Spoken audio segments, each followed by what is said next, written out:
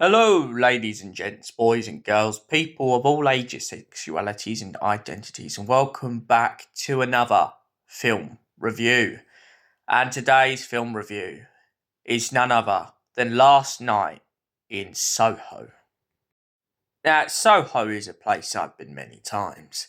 It's a place for pubs, clubs, and theatres, and a lot of students pass through every now and then. So, this is where this film really does hit a very milestone on a reality behind the dark natures of Soho in London. So, without further ado, let's not beat around the bush. Let's not jump the gun too far, and let's tell the story of the last night in Soho. A young university student has moved to London from the countryside, and she is getting ready to study. She's studying fashion, and of course she's trying to live it up as much as she can, but she is struggling when her roommates keep coming home with different sorts of people.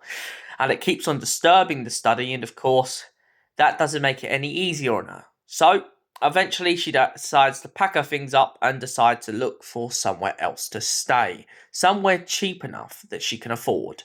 And that is when she comes across a mysterious old Victorian building in the corner of a street. She then, in the middle of the night, goes out into the Soho nightlife, enjoying London for its great views and its great nightlife. But what she discovers next is something that entirely she never thought she would. She wakes up in a dream, which doesn't quite fit her own. And then suddenly, she begins to realise it's because it's not her own. She goes out and follows the story of a young girl making it in the big city, trying to be a big star. But with London gangsters under her thumb and the way that she's treated, she soon realises that there is so much more darker to be played in the life of this young, upcoming star.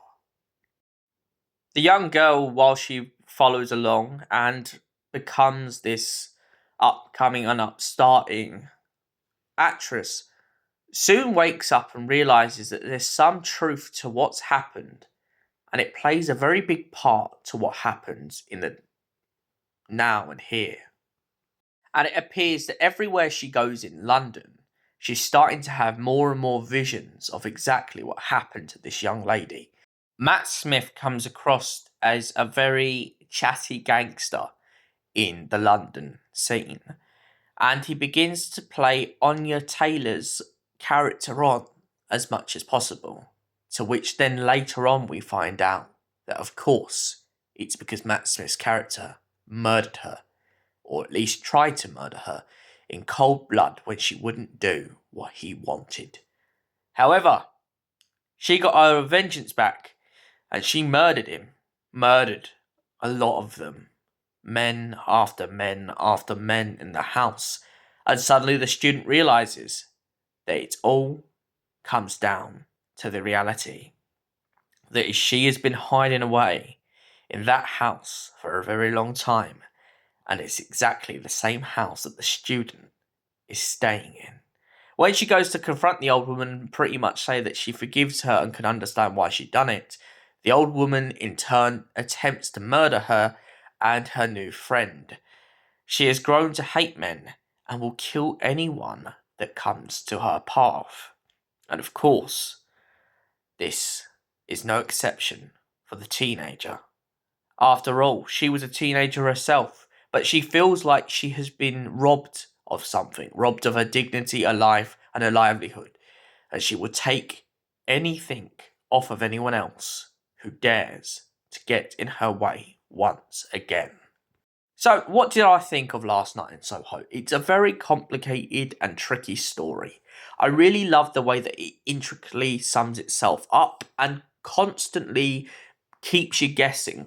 You're not quite sure who the villain is, and when you think that you've got the villain and you feel like they should be in jail, you soon come to learn that there's parts of the puzzle that you should have looked closer at, and you weren't quite looking in the right spots. The twist of her being the murderer towards the end is a brilliant payoff, especially when you play this whole idea of thinking Anya Taylor's character is completely innocent. And for that reason, I give Last Night in Soho a solid 6 out of 10. Thanks for watching, and we will see you in the next film review. Until then, goodbye, stay beautiful, and have an incredible night.